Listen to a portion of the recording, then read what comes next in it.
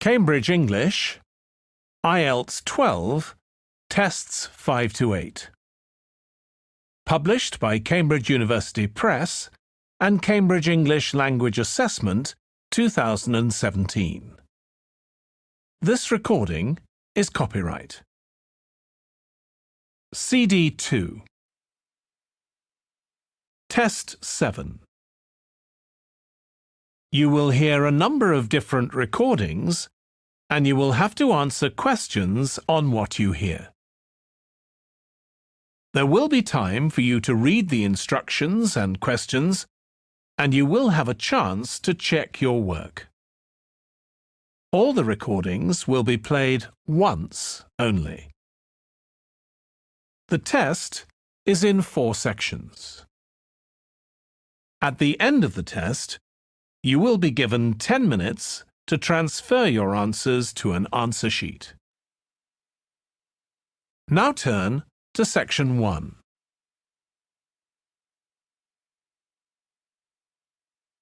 Section 1. You will hear a man telephoning a friend to find out about their local public library. First, you have some time to look at questions 1 to 4.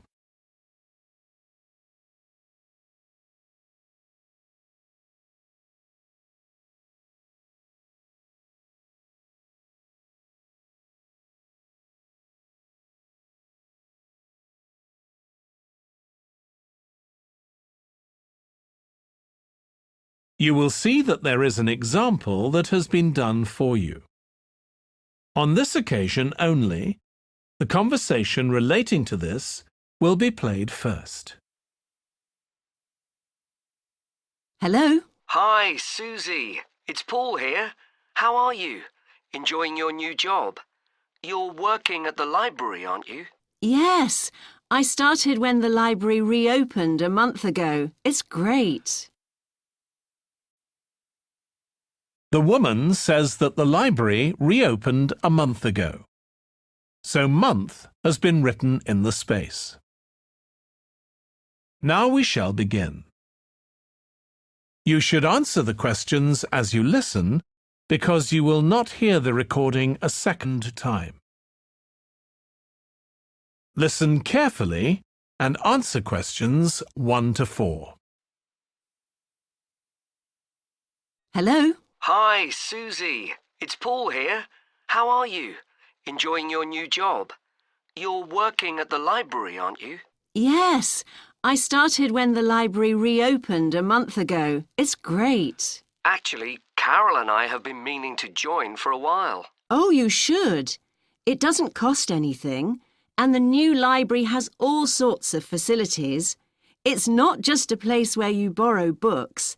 For instance, there's an area with comfortable seats where you can sit and read the magazines they have there. Some people spend the whole morning there. Wish I had that amount of time to spend. Yes, you must be pretty busy at present, with the children and everything. We are, yes. But we're hoping to get away this summer. We're thinking of going to Greece. Well, we've got a much larger section of the library devoted to travel books now, so you should come and have a look. I can't remember if there's anything specifically on Greece, but I should think so. OK. Now, Carol's organising a project for the history class she teaches at school. It's about life in the town 100 years ago. Do you have anything that might be useful? Yes. Actually, we've now got a new section with materials on the history of the town and surrounding region. Right. I'll tell her. You can't always find that sort of thing on the internet. Now, in the old library, there used to be a separate room with reference books. It was a really nice, quiet room. Yes, we've put those books in the main part of the library now, but we do have a room called the community room. It can be hired out for meetings, but at other times, people can use it to study. I might use that. It's hard to find anywhere quiet at home sometimes. I can't remember how old your son and daughter are. We've introduced a special section of fiction written specially for teenagers. but they might be a bit young for that. Yes, they would be. Before you hear the rest of the conversation, you have some time to look at questions 5 to 10.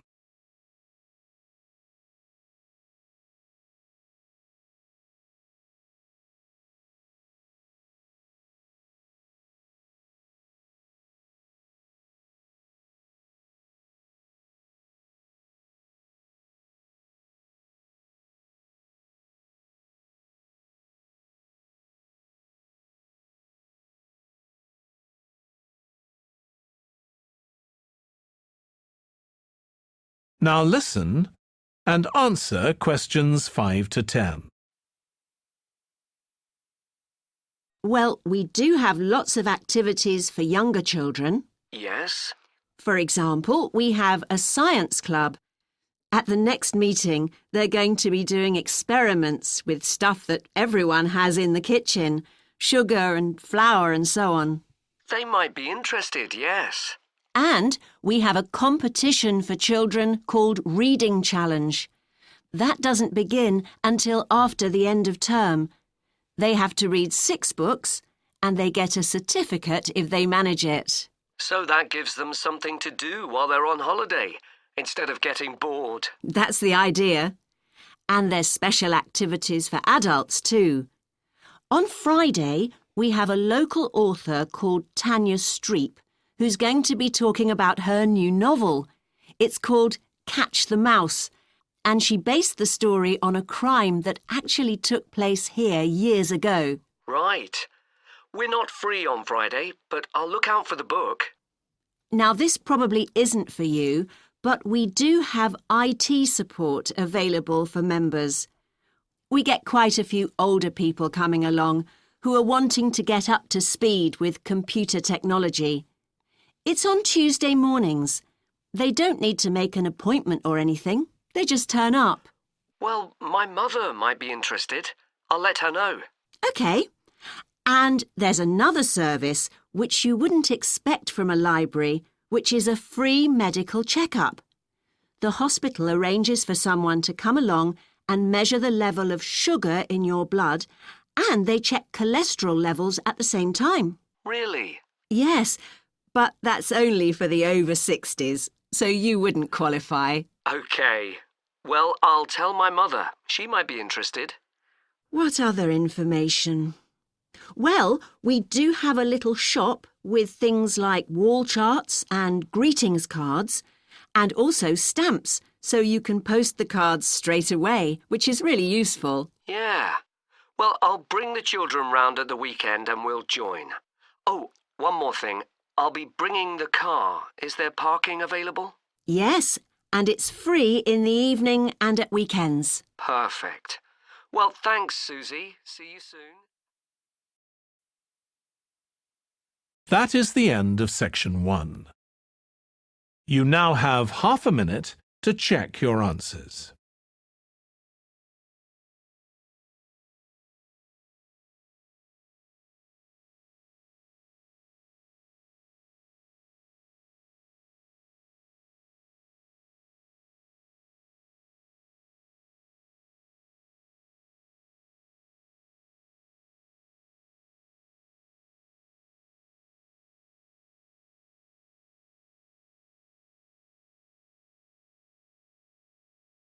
Now turn to section 2.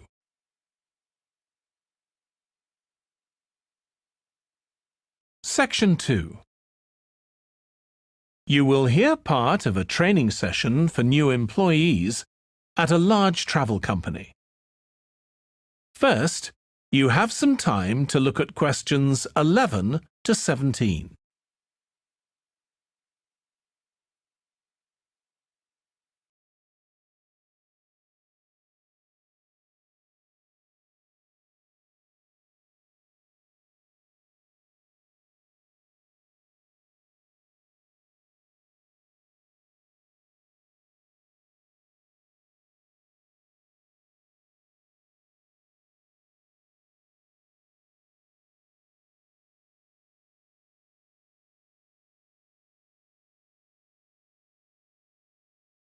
Now listen carefully and answer questions 11 to 17.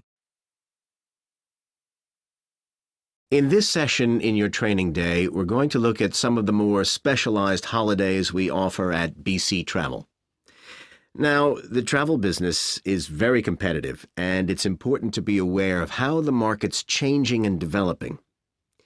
In terms of age groups, the over 65s are an important market, and one that's increasing steadily year on year. The fewest holidays are taken by the 31 to 42-year-olds, and that figure shows no sign of rising. The biggest market at present is still the youngest group, the 16 to 30s, but this group's also seen the biggest drop over the last few years, whereas there's a noticeable growth in the number of holidays taken by the 55 to 64-year-olds. As far as the 43 to 54-year-olds are concerned, bookings there are steady, but I have to say we haven't seen the increase we expected.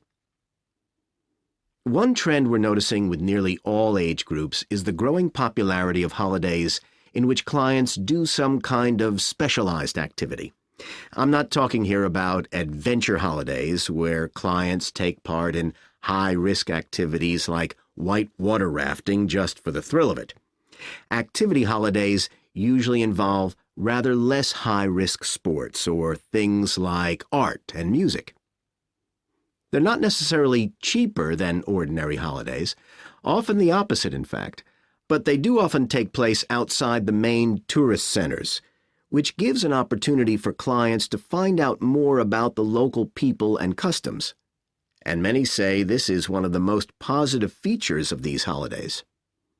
Of course, they offer the chance to develop a new skill or talent, but clients often say that more than this, it's the chance to create lasting relationships with other like-minded people. That's the main draw. Let me give you some examples of BC travel activity holidays. Our painting holidays take place in 4 different centers in France and Italy, and they're very popular with clients of all abilities from beginners onwards. We've got an excellent team of artists to lead the classes. Some of them have been with us from the start, and 5 additional ones will be joining us this year so that we can offer a greater number of classes in each center. As far as cooking holidays are concerned, I know a lot of agents offer holidays where clients cook recipes related to one particular country, usually the one they're staying in, but we focus on dishes from a great many different ones. Apart from that, you'll find the usual emphasis on good quality organic ingredients. That's more or less a given nowadays, and there are generally some meat-free recipes included. Our photography holidays take place in a wide range of countries from Iceland to Vietnam, and clients have the opportunity to see some stunning scenery. Groups are small, no more than 8, so clients can have one-on-one tuition during the holiday, and excursions are arranged with fully trained guides. At the end of each holiday, an exhibition is held of the photographs taken, so that clients can see one another's work and receive valuable feedback from the tutor. Before you hear the rest of the training session, you have some time to look at questions 18 to 20.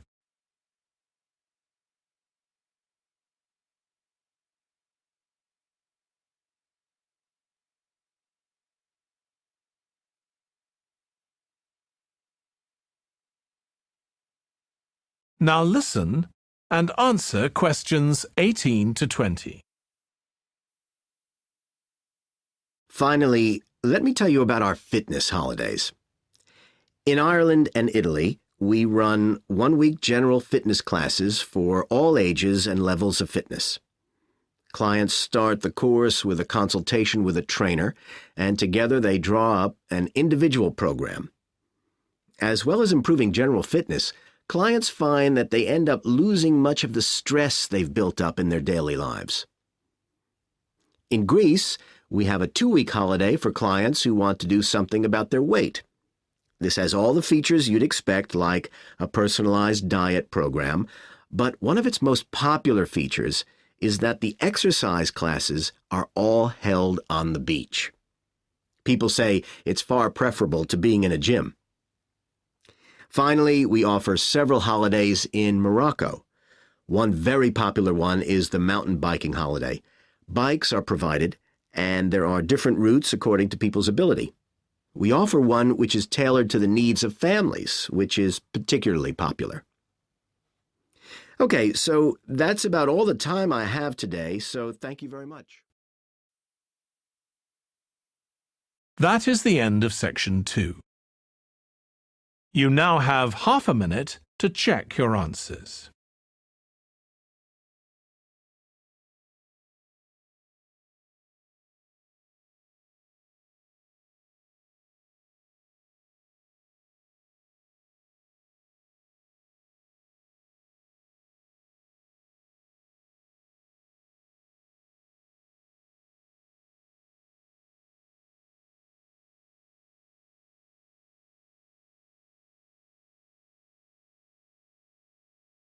Now turn to section 3.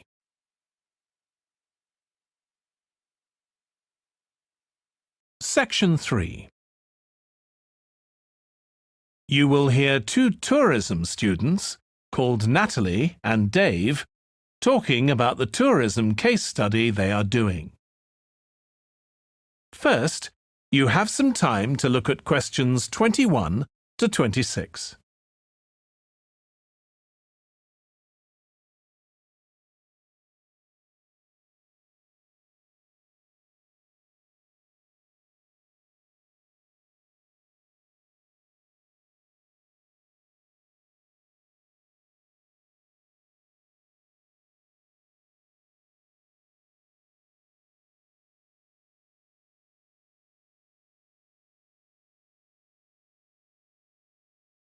Now listen carefully and answer questions 21 to 26.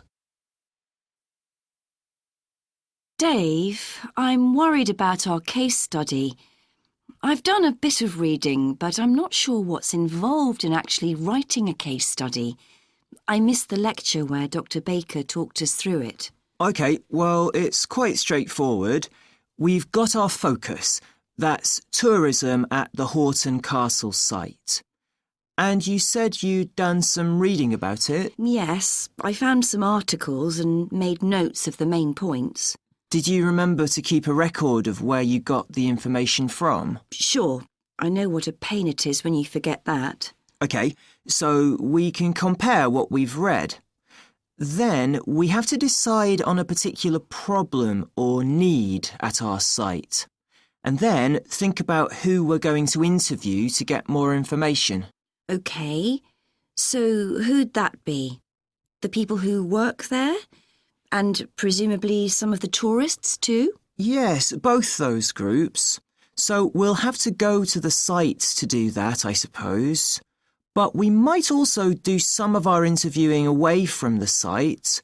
We could even contact some people here in the city, like administrators involved in overseeing tourism. OK, so we'll need to think about our interview questions and fix times and places for the meetings. It's all going to take a lot of time. And if we can, we should ask our interviewees if they can bring along some numerical data that we can add to support our findings. And photographs? I think we have plenty of those already. But Dr. Baker also said we have to establish with our interviewees whether we can identify them in our case study or whether they want to be anonymous. Oh, I wouldn't have thought of that. OK, once we've got all this information, I suppose we have to analyse it. Yes, put it all together and choose what's relevant to the problem we're focusing on, and analyse that carefully to find out if we can identify any trends or regularities there. That's the main thing at this stage, rather than concentrating on details or lots of facts. OK, and then once we've analysed that, what next? Well, then we need to think about what we do with the data we've selected to make it as clear as possible to our readers. Things like graphs or tables or charts. Right. Then, the case study itself is mostly quite standard. We begin by presenting the problem and giving some background, then go through the main sections. But the thing that surprised me is that in a normal report, we'd end with some suggestions to deal with the problem or need we identified. But in a case study, we end up with a question or a series of questions to our readers, and they decide what ought to be done. Oh, I hadn't realised that.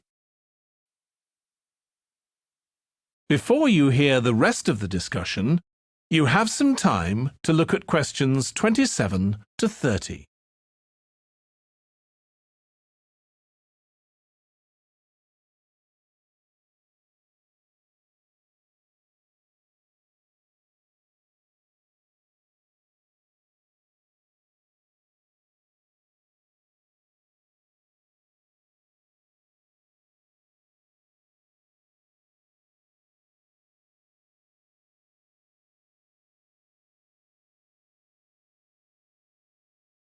Now listen and answer questions 27 to 30.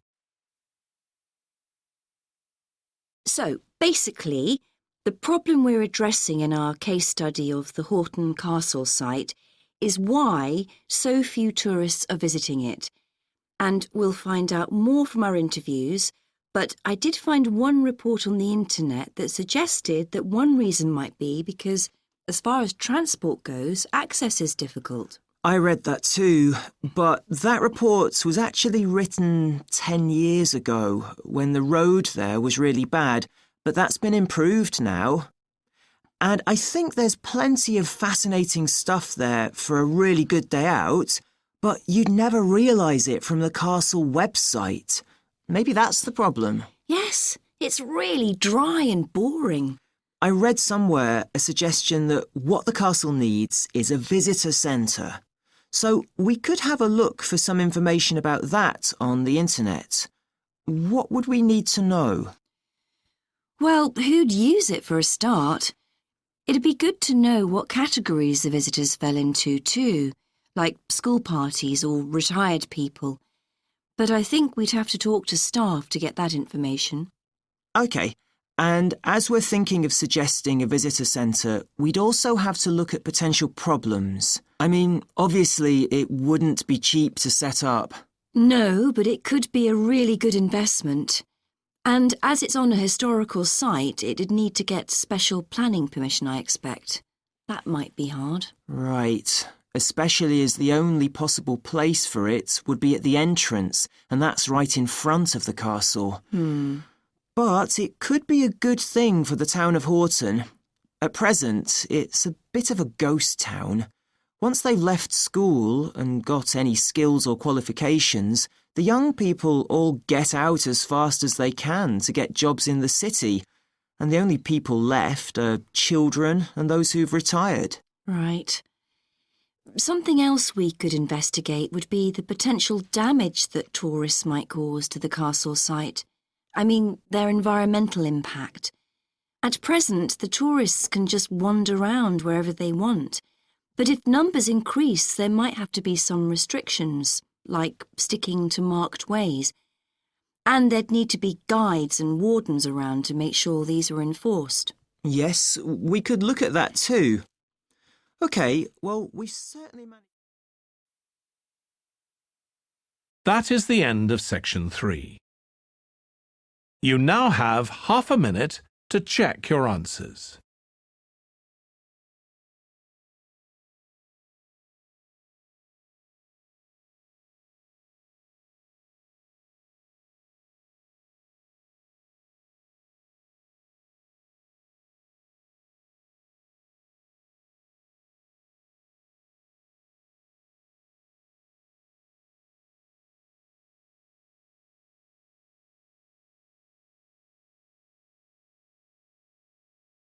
Now turn to section 4.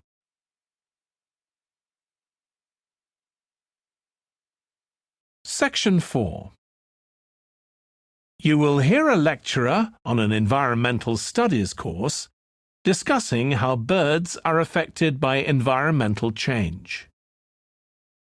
First, you have some time to look at questions 31 to 40.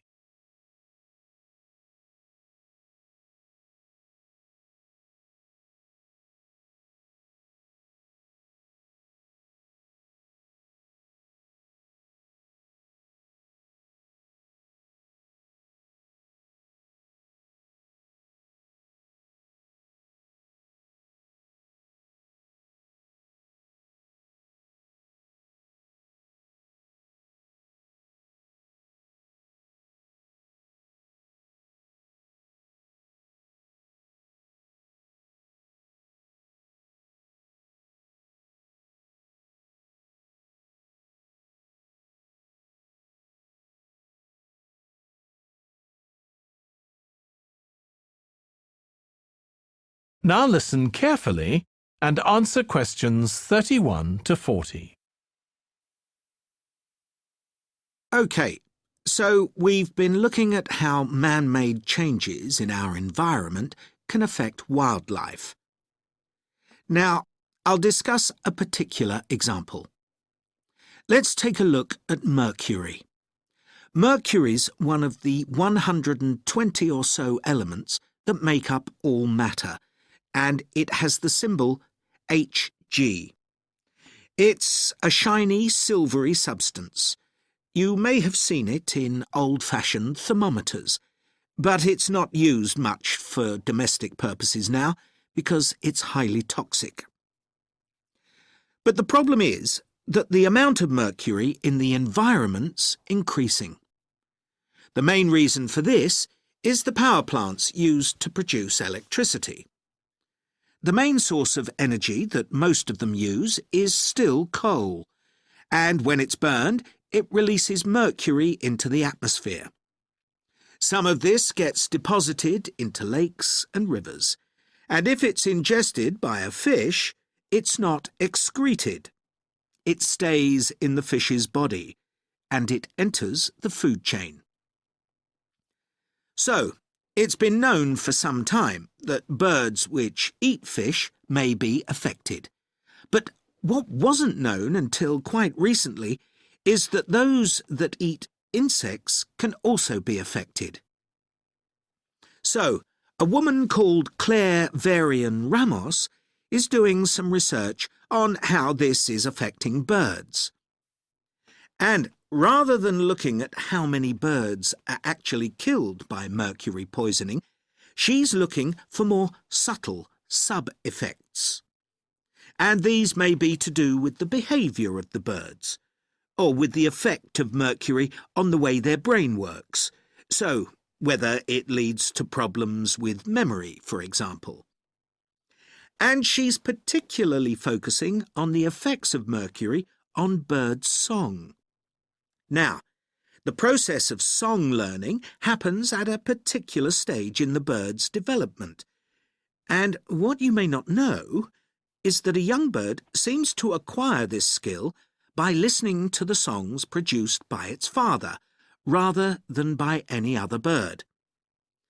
And Varian-Ramos has already found in her research that if young male birds are exposed to mercury, if they eat food contaminated with mercury, then the songs they produce aren't as complex as those produced by other birds. So, quite low-level exposure to mercury is likely to have an impact on male birds in a natural situation because it can mean that they're less attractive to female birds, and so it can affect their chances of reproduction.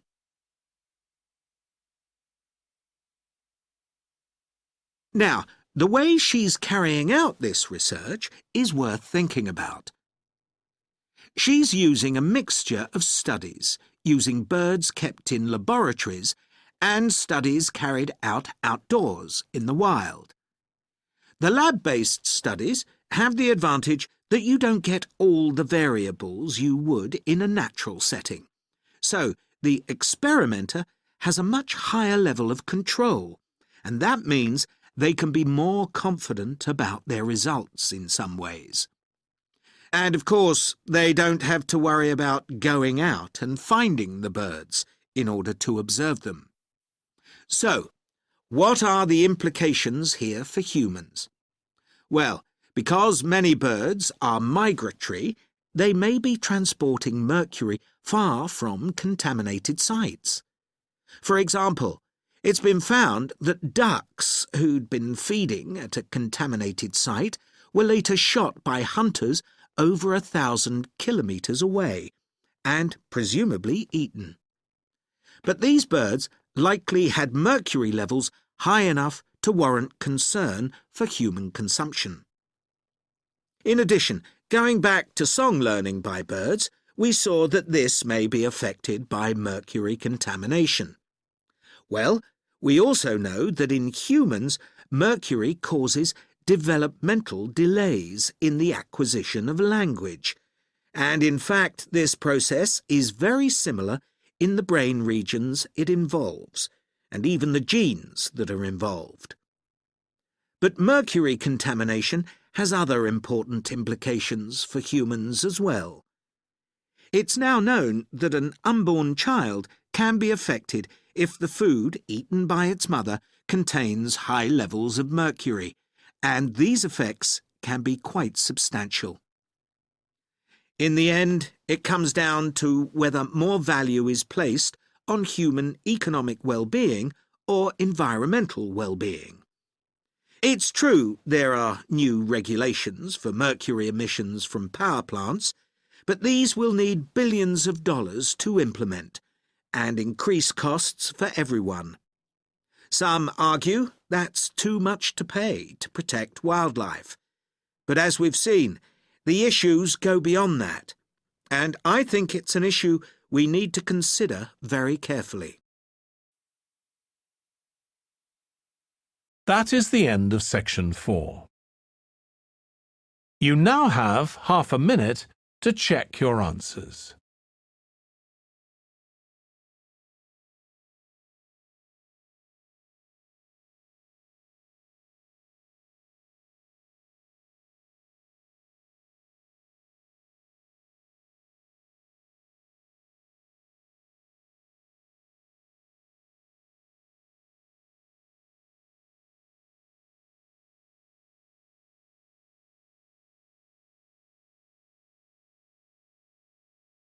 That is the end of the listening test. In the IELTS test, you would now have 10 minutes to transfer your answers to the answer sheet.